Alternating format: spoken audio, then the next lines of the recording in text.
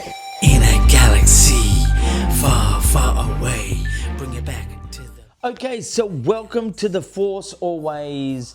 My name is David Zaman, aka Diz, and this is an Andor Season 2 review. Now, I missed last week because of the Thunderbolts, so let's just sum up 4, 5, and 6, about 7 out of 10. Like I thought it was good. The story was moving. It was getting interesting. Like I thought, this is great. Let's just not deal with that one this week. The main episodes I want to talk about today is so 4, 5, 6, 7, 8, and 9. I think the first one's called Messenger. The second one's called Who Are You? And the third one is Welcome to the Rebellion. I've got to say, straight off the bat, as Michael from Werribee loves me saying, that's Werribee South, so that's a lot to say from one kid. But anyway, straight off the bat, these 3 episodes individually and together,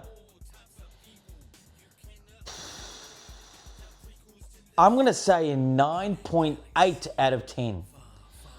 These episodes were amazing. 7, 8, 9. Now, look, even though we're getting close to the beginning of Rogue One, which is the prequel before A New Hope, which is the original Star Wars, 1977, just in case you don't know where we are.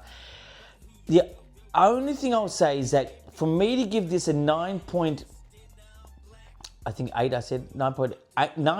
of 10, 9.8 out of 10 for each episode and generally for 7, 8, and 9, you do have to be a Star Wars fan.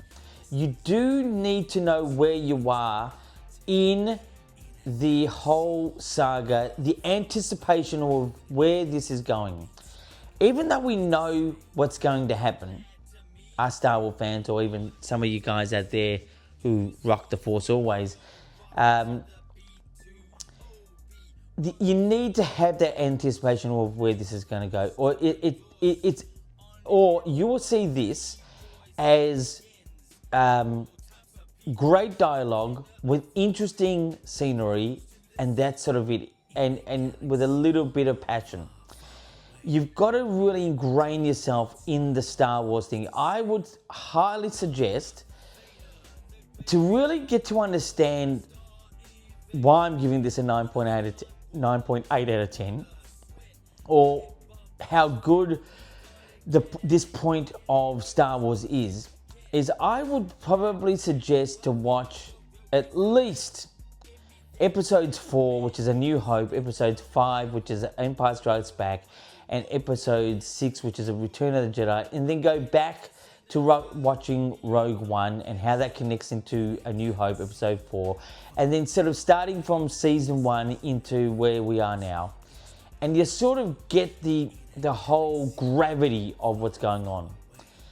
I'll tell you this, just from a costume and background scenery, whether it's real or not, and most of it I would say in the real background is not, it is great design. If they don't get awards for having great design work on this, I will be absolutely mortified.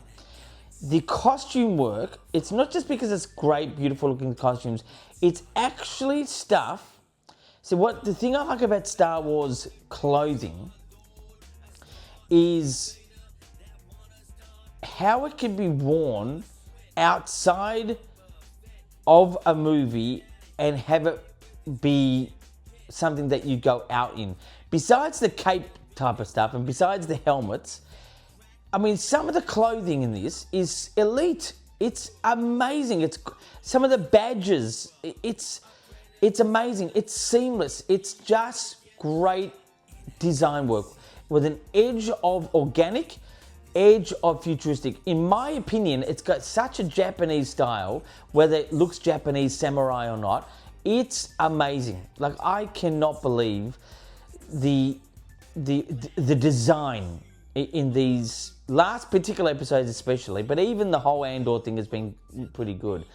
The only thing that really puts me off Star Wars, and it's been done twice now, once in The Last Jedi and now in one of the, I think it was between episodes, it was the last week's episodes, where there's police. Police in Star Wars it is really mind fucking ridiculous. Like, the police technically, in my mind, are like the stormtroopers, even though they're not the real police. They're sort of guarding the Empire. But police in Star Wars is so stupid. But I will say, having media outlets like, TV, news, broadcasts of certain things worked really well in Star Wars and really well in Andor. I was blown away. Just the look of it, the way it was, what was said, it was great.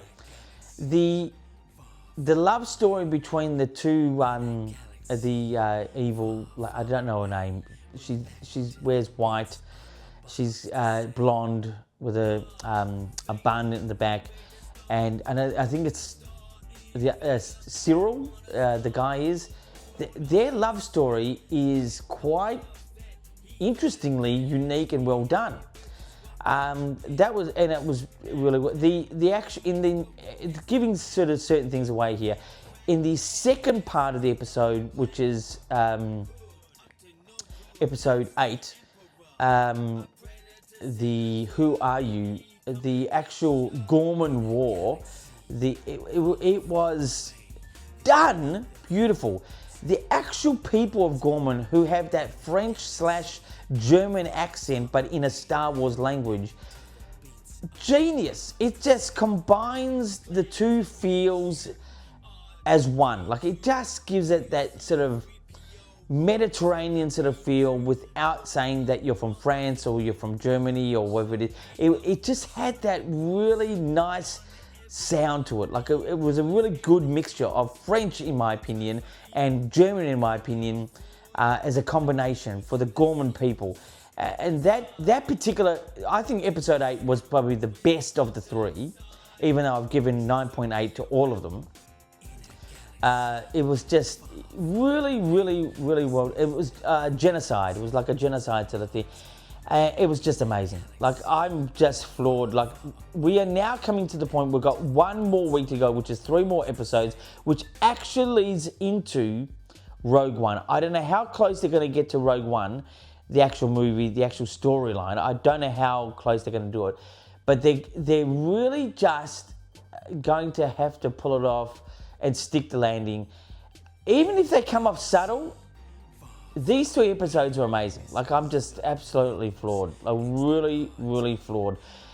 I've not really loved anything that... Like, I find my stuff that I like in Star Wars, I find that a lot of Star Wars fans are not inclined to. Like, a thing to love is Empire Strikes Back, okay, which is episode 5. Every Star Wars fan, not everyone, most or a lot of Star Wars fans love that particular episode the most. I'm not a big lover of it. I think it's great.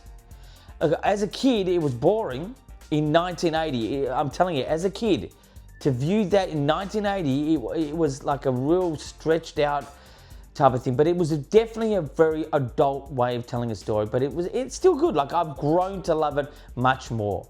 But to me, all Star Wars, in my opinion, has good sides and bad sides. Whether you like Disney stuff or non-Disney stuff, I think all of it has good and bad in it. That's what I think. But I do gravitate to it because generally it is, it's just got a great canvas, whether it's sound or whether it's musically or whether it's audio or it's design, story, mythological type stuff. It's all great. But yeah, so look, I'm just going to end off now before I keep ranting and raving about this. One more week to go with Andor, which is very sad. It's coming just to a point where it's amazing. 9.8 out of 10 for episodes 7, 8, and 9. And that's it. That's my review for this time around And just a shout out to Michael from wherever. He is a big time watcher of this particular channel. He doesn't completely understand Star Wars as he's an outside fan, but he does have a lot of interest. If you're a person who just has a lot of interest with Star Wars, there will be a time that you'll fall in love with Star Wars, but what that time would be and how long you've been with it, it just depends. You don't have to love Star Wars. It's not the best thing in the world. I'm a movie lover. I just love movies. But Star Wars to me is just something that is genuinely, creatively amazing. So when Michael from where he really gets his act together and becomes the Force always, he will enjoy it as much as I do. But until then, my friends, keep rocking.